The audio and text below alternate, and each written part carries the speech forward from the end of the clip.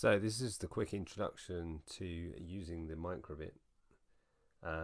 So what we're going to look at today is, first of all, writing a message to the screen, but also then using a loop to repeat the instructions that we give it. So on line 1 up here, what we can see here is we've got from microbit import, and what that does, it tells the library, it tells the program that we want to import the instructions from the microbit library. Line 2 is a while loop, so this will repeat until it becomes false. So at the moment there isn't anything to tell it it's false, so just keep repeating forever until we stop the program or we stop the microbit. Then the line below it, as you can see, is indented by 4 lines, and what this does is displays the text "How to Computer Science" onto the microbit display. So as you can see on the microbit over here, this is the message that's been displayed. So we could change that message to something else. So we could do hello world,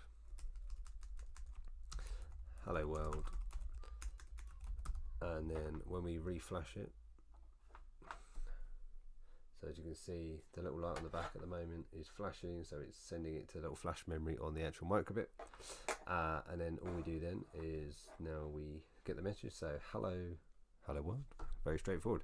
So you can change that to any message that you want just by doing display.scroll, and then anything within the parenthesis and the speech marks would be written and displayed on the screen.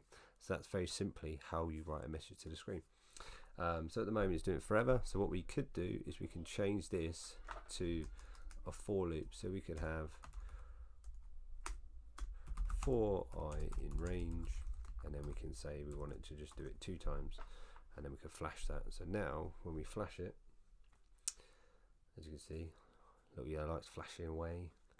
Send that data from your computer to the flash memory on the microbit. So now let's first scroll through. So that's 1, and then this will be your second loop through as well, and then it should stop in a moment and go blank. There we go. So that's a for loop.